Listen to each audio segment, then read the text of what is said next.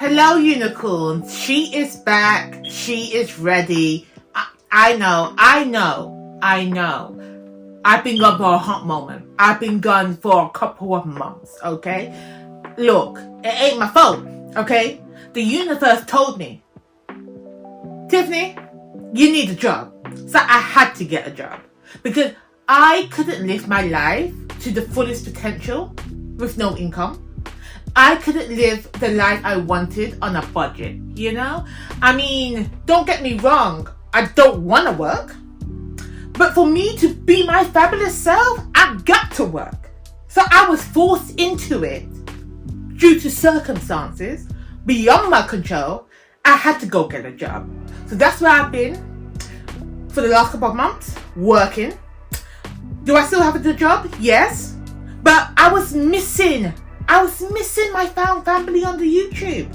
I was missing doing what I set out to do when I quit my job last year. And this is where I want to be. So this is where I am, okay? Now that's all the introduction you need to get. And that's all the information you're going to get from me for why I've been gone. But don't worry, this video, I'm going to tell you about all my reading habits, what I've been getting up to for the first quarter of this year. This is all about my winter reads. I read a lot this winter. No, that's a lie. I picked up a lot of books this winter.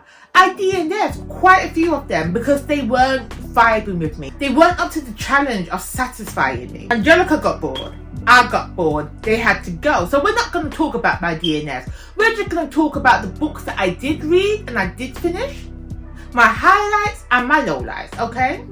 So without much further ado, let's just jump right into the video. Now, I'm going to start off this video strong. I'm going to just jump right in there to say my best book of the first quarter of 2024, hands down, has got to go to the one and only Miss Patsy by Nicole Dennis Benn. This book I read in January and this is my first 5-star of the year. This got 5 straight up stars. I would have gave it a 6, but that's not how my star system works. But it did get a unicorn. It did get one of these, okay? The special one. Let me tell you why.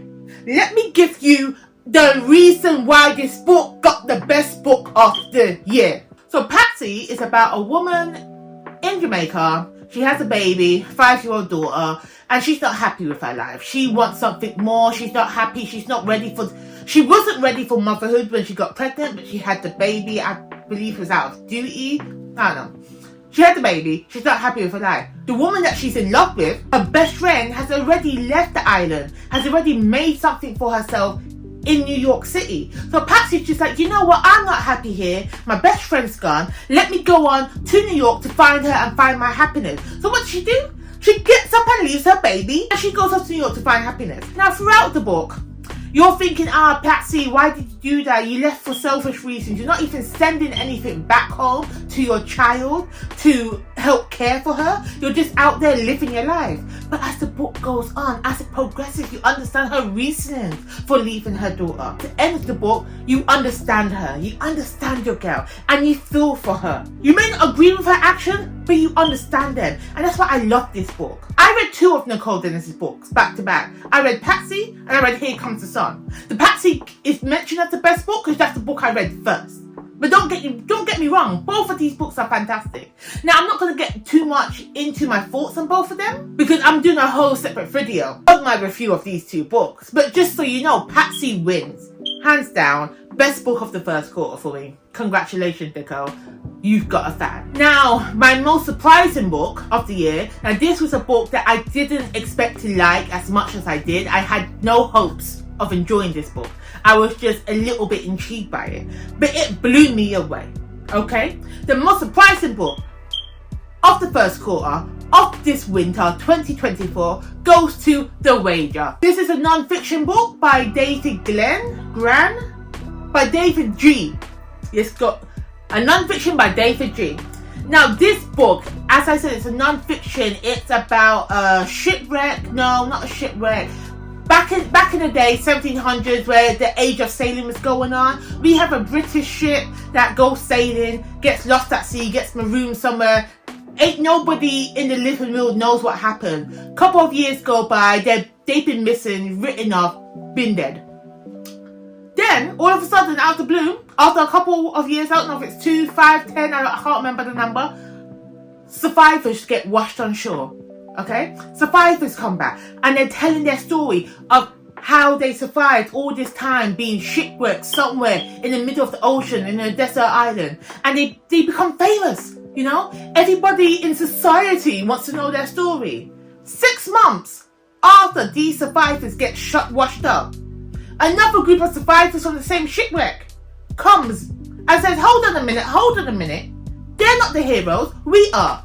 The first group of people, they are the mutineers. They're murderers. They killed the captain. They've been murdering people.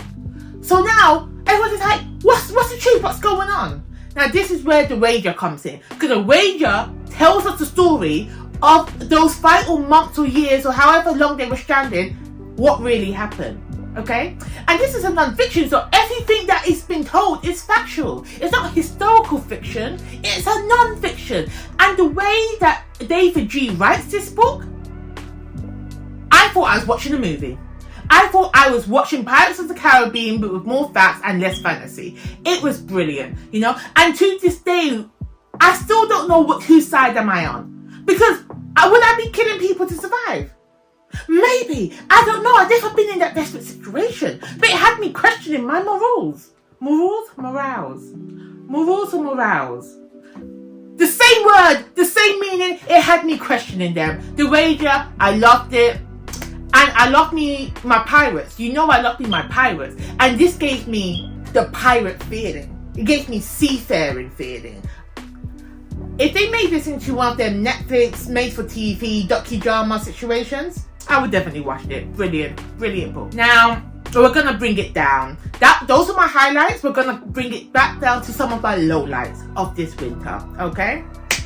My worst book has got to go to Life is Too Short by Abby Jimenez. Now, I think I gave this 1 star because I should have DNF'd it. I really should have, but I finished it. I read it all. Now, let me tell you why this was the worst book. The synopsis. I read the synopsis. The book did not correspond to the synopsis in my opinion. I did not get that same feeling. Now, let me read the synopsis for you. When Vanessa Price quit her job to pursue her dream of traveling the globe, she wasn't expecting to gain millions of YouTube followers who shared her joy of seizing every moment. But then her sister leaves a baby with her to take care of, which ruins everything. Okay? That's what I read. That's all I thought that's all I needed to know. First of all, the book starts off. We don't see her gaining millions of followers and her leaving the baby. She's already got the YouTube followers and she's already got the baby and decided to take a break from YouTube and is raising this baby. Now I'm here thinking this is Vanessa's character is going to be upset, is going to struggle taking care of this baby, is going to be all flustered. No, I don't know if she's natural at it, but she takes to it. It doesn't hinder her life. She's happy to do this, you know? It's not like she's still trying to do certain things. She's made the decision to take care of the baby. Good on you. But I thought it would be about, I want to go out to the nightclub. Oh, I'm carrying this baby. Or I want to go traveling. But I got this baby. Let me make it work. No, she's not trying to do that YouTube thing. She's focusing on taking care of the baby. That's not the story I want to see. That is not the story. Secondly, the love interest. Okay? They met too soon. It felt too forced. And the main character, Vanessa herself, she just is a stereotypical quirky character with no personality whatsoever. Like, I just felt like it was an outline of a character, but there was no depth to her. I just didn't like it. I didn't like the whole book as a whole. And it was the worst book. I'm really disappointed because just before I read that, I read Abby Jimenez's, what was that book called? Let me find it. What was it called? Truly Yours. I read Truly Yours where they're writing letters to each other. Loved that. That was sweet. That was some fluffy romance. That was a good Clarence Kenzer for me. Like that. Going to this book was so terrible. It wasn't for me. But I hear everybody talking about Abby Jimenez's book, how good they are. They're hit and miss for me. And maybe it's because this book is a part of like a series. But I think the series are standalone, that I can read them individually. But I think I'm over Abby Jimenez right now. Her romance is not for me. This book was, no, 1 star. Sorry, not sorry. Now we're coming up to my most disappointing book. It wasn't bad. Some people might enjoy it. I expected too much from this book. I expected rainbows and sunshine, and I'd be screaming from the rooftops how good this book is, you know. This was, obviously I was going to read this book, but when I read it, I was disappointed, to say the least. And that's none other, So Let Them Burn by Camilla Cone. Let me try to remember what this book's about. I believe this is a Jamaican-inspired fantasy. It's about 2 sisters. I believe they're on different sides of the war, or I don't know. 2 sisters, and one of them has the ability to bond with a dragon, and the other one has been tasked by the gods to kill the dragon riders, or to kill the dragon. And if she does kill the dragons or whatsoever, that means her sister will die. So all that, the whole debate whether should she listen to the gods and do what they say, or should she try and way to save her sister? I believe that's the gist of the book. You know, it's been a while. It's been a couple of months since I read it, but I still remember my disappointment. And my main concern, my main what's the word I'm looking for? My main problem with this book, why it just did not work for me, is because you advertised this as a Jamaican-inspired fantasy book. Now, if you didn't have that there, if I did not know this was Jamaican-inspired fantasy, the book wouldn't have brought that to fruition. It could have been any fantasy book inspired from just a fantasy book, and I would have accepted it. But because you put Jamaican-inspired there, I'm expecting Jamaican references. Okay, now I might be a little bit, what's the word, spoiled. I might have been a little bit spoiled because I did read Patsy and I did read Here Comes the Sun before this book that is based in Jamaica, and their contemporary book. And when the characters spoke in that book, they spoke in patois. Okay? When you read the dialogue tags, and I was listening to it and reading those books at the same time, they spoke in patois. So Let Them Burn, they didn't speak in patois. They spoke in the standard English, Queen's English, regular smuggler English, the English I speak. That was the dialogue. That's how they spoke. And at the end, when the character finishes talking, they say, he said in patois. So you mean I read it in English? I read it like, alright Bob, but then you just tell me he said in patois, so now I'm going to go back in my head and speak it in patois in my head? Why can't you just let the character speak in patois? If you're writing a Jamaican-inspired book, don't tell me they spoke in patois. Make them speak the language. Make them say the words in patois. Then you won't have to tell me. That just frustrated me. That was just so annoying. And I don't know if this is the author's shortcomings, or if it was edited by their traditional publishers in a way that they had to take out all the flavour that the book could have brought. But that was a failing. That was a major failing to the book, and that just put me off it. And the second thing that just pushed me over the edge, that made this book so disappointing, was that I didn't think that the world, this fantasy world that we were creating, I don't think it was fleshed out enough. Okay? Because I wasn't sure if this was a modern world, a futuristic world, or a world that was set in the past. That was just set way in the past, during the slave era. I just couldn't get a sense of the world. I just feel like it needed a bit more work. Either it was over-edited where they took out all the flavour of the story, or it was needed another rough job, another run-through to work it out. It was disappointing. I expected more, and I got less. Now let's move on to some highlights again. Okay, this next book had the best plot idea. Okay, and that goes to Hench by Nicole someone? It begins with an N. Natalie. I'm going to say Natalie, but I can't pronounce the surname.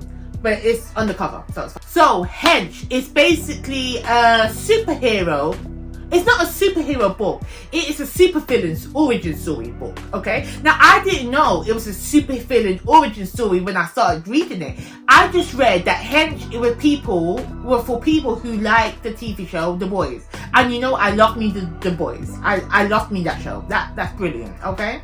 So Hench follows the character, I forgot her name, but she basically is out to expose the superheroes for the bad guys that they really are, because she got hurt while doing her job and is now has critical pain. She can't walk because she was paralyzed or something like that. So she was just tallying up of all the people that these supposed superheroes had saved, how much damage have they actually caused, okay? And she publishes this, and she catches the eye of a super villain and says, you know what, come work for me. Let's take down these superheroes. Now, it was giving me The Boys. It gave me The Boys. Excellent description. It also gave me a bit of Hancock, because Hancock is trying to save people. Remember, Hancock's the film with Will Smith. Now, Hancock tried to do the right thing by stopping the train, but he caused so much more damage when he tried to do a good thing. And it's giving me that feeling, that little bit of kiki ha-ha that I got watching that film. Side tangent. Hancock should have had a second movie. Hancock should have been bigger than what it was. That was a fantastic film. And I wanted more. And I'm so upset that they didn't make a film number 2. I don't know if they are still going to do it, because you can still bring it back. I won't be mad at you for doing that. I'm away. Will Smith, you heard me say it. Bring Hancock number 2. Okay, thank you very much.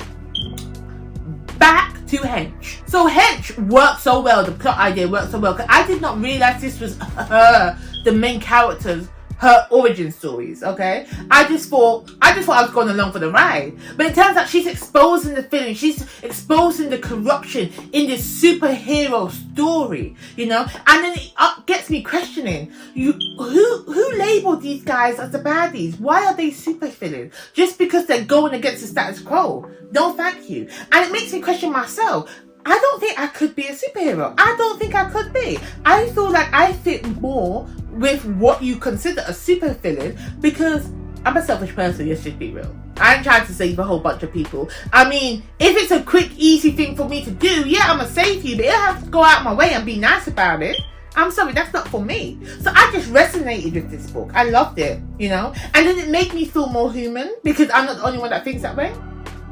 Maybe I should cut this, because it makes me sound like a bitch. But then that's what I am. I'm proud of it.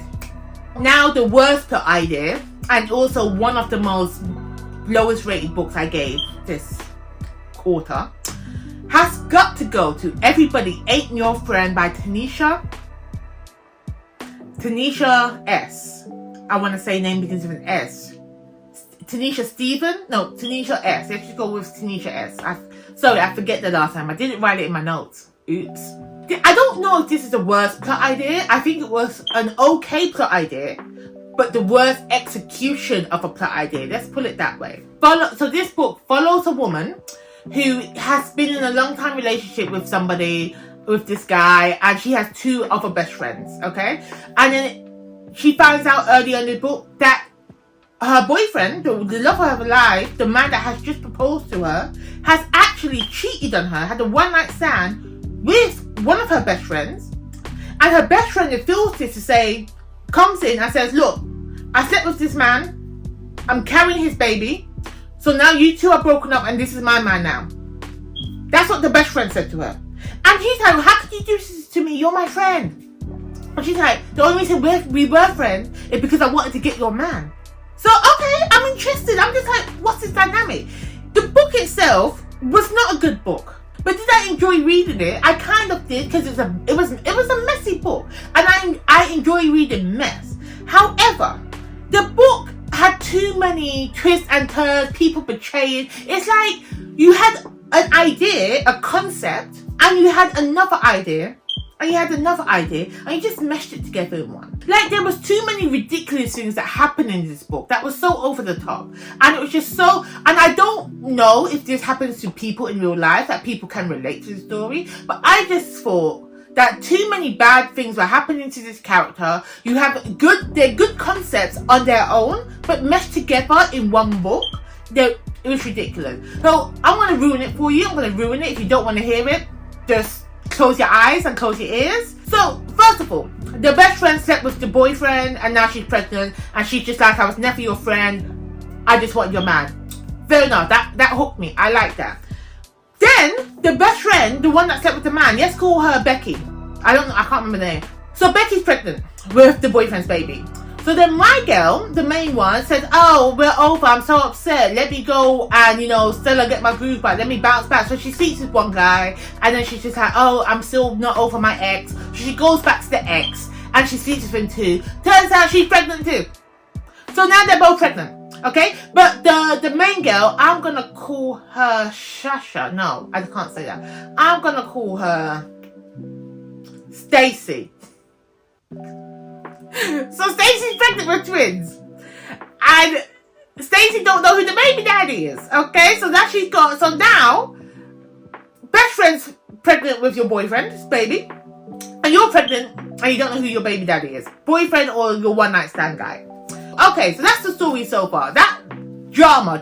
I'm with it. I'm here for it. But then, plot twist. Turns out you had the baby, Stacey had the baby, had the twins, did a DNA test, twins got 2 different baby daddies. So it's also your boyfriend's baby and his one night stand's baby. Oh no, what's going on? You get back with your boyfriend because you love him, whatever, you're gonna raise the baby together. Okay, so then your other best friend, I'm gonna call her, I'm gonna go call her Harriet. So then Harriet is your second best friend, and she's been by your side. She's been saying, oh, your man ain't shit, you shouldn't go back with him. Oh, I'ma help you, whatever, doing all that talk. So then Becky, the one that betrayed you, had the baby. Becky lied. That ain't his baby. Becky lied. They didn't even sleep together, okay? So you're like, all right, I'm done with you, Becky. But then you realise Stacey is the main character. The man that she had a one night stand with was Becky's cousin, who she got to sleep with Stacey so she can get pregnant and take her man. Alright, that's a good mess. It drags on a bit, but those are the highlights of the book. I'm there. But then when Harriet comes and steals one of your babies, she stole one of the babies.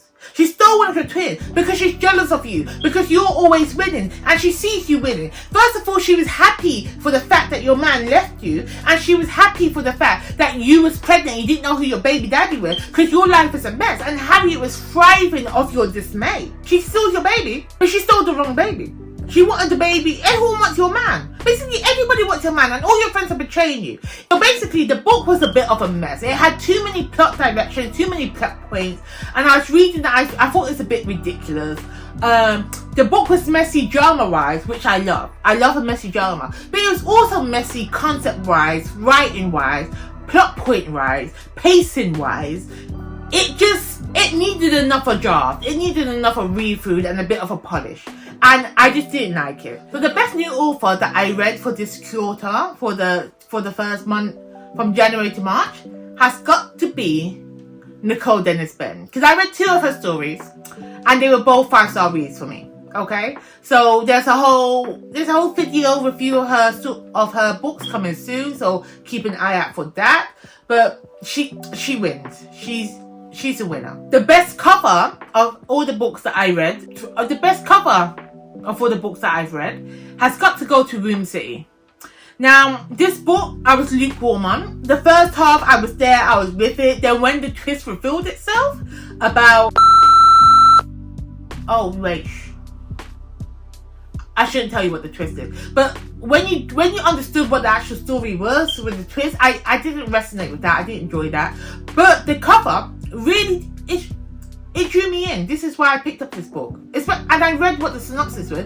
But the baby, the head, and the AI, I wanted to know more about that. So I like the cover. And I think it matched what the book is about well. So, you got it. However, the worst cover of all the books that I read has got to go to the 5th season. Actually, that's a lie. It goes to every single book of the Broken Earth trilogy. This cover gives you nothing. Okay, the Broken Earth trilogy and Kay Jemisin deserves it better because this book gives nothing away. Okay, it gives you nothing. I've read the whole series. I read it. I still don't know what I'm looking at. Okay, I can assume, but honestly, it's rubbish. It gives you nothing. The most forgettable book, however, goes to Rules of Engagement. Now, this is on the list because I went through all the books I read, even the books I DNF'd, and even all the books I didn't finish. And this was on my list of a book that I've actually read. What is it about? I couldn't tell you. Who wrote it? It was that politician lady, Stacey Abrams, I believe. Rules of Engagement. It must be a romance book. I can't tell you what it's about. There's no notes. So, oops. The longest read goes to The Wandering Inn. I read this in March. I started reading volume 1 in March, and I think I read it over a weekend. That's a long ass book, you know. I'm gonna put, didn't write down the word count of the first volume. I put it somewhere on the screen so you know. I read it over a weekend, and I haven't stopped reading it. At this point, I'm filming this video at the end of April. I have read 5 volumes, okay? I had to stop myself. I said, Tiffany, if you keep reading The Wandering Inn, you ain't gonna read nothing else. So I stopped. I stopped at 5. I don't know when I'm gonna pick up volume 6. But The Wandering Inn is a web series. It's just, I'm gonna do a review and I ain't gonna talk about it now. It's a great book though. It's a great web series. It's giving me what I needed when I needed it. The shortest book I read was Crimes of Passion. Now I read Crimes of Passion on audio. So it's also one of my best audios, along with The Wandering Inn that I also did an audio. But that's neither here or there. But Crimes of Passion though was a great audio book, and it's nice and short and sweet. You can listen to it in a couple of hours. And Crimes of Passion is basically about these 2 murder crime podcasters, and they were at odds. They're rivals in the podcast industry. But a lady dies, or a girl dies, that were fans of both of them, and their mum writes to them. Their mum writes a letter, or sends a letter that she wrote, asking them to do a podcast on this murder that she requested. But she died, I believe. I think that's what happened. It doesn't matter. The story doesn't matter. What does matter is the actual production value of the audiobook that I found was fantastic. Because on the audio, when you're listening to it, which is the way you should follow the context of this book, you hear the podcast. You hear them having that debate like you're listening to a real podcast. That was fantastic. Then after the show, you just feel like you're a fly on the wall. Listen to them bicker and banter back and forth, and slowly that these 2 men that were rival, they're slowly getting feelings to each other. They're slowly developing a friendship, and just the way it's talking, it's like you're in it. It's not like someone's telling you the story. It's like you're standing there, physically there, watching this happen. I thought it was great. I loved the audiobook for that. I also did love the audiobook for Wandering Inn, because that lady, I think her name is Alexandria. Did I make a note? I didn't write down her name. But the one who does the audiobook for The Wandering Inn, she does the voices so well. Because in The Wandering Inn, you have 2 different, not 2 different, you have a lot of different species. You have like lizard people, you have ant people, you have hyena looking people. And especially when she does the ant people's voice, she's clicking, making some weird clicking sound, and it sounds like an ant person talking, and that's just one woman's voice. I'm so used to doing audiobooks where there's multiple people, but this is one woman, and she sounds so different, and it flows. Great production value. I think if you're gonna start The Wandering Inn, which is a long ass book, long ass series even, it's still ongoing, go the audiobook route, because that's what I did, and then I switched the web series to read it for free online. That is it for me today. Those are my winter reads. They were some highlights, they were some lowlights, okay? But I feel like I started off this 2024 well. I had a couple of 5 stars, couple of 4 stars, a lot of DNFs that I will talk about in a later video. But overall, I enjoyed my reading so far, and I hope I continue on my reading journey with some good books, with some good likes. Okay, that's all from me. That's all from Angelica, and I will see you in the next video that will be coming to you shortly.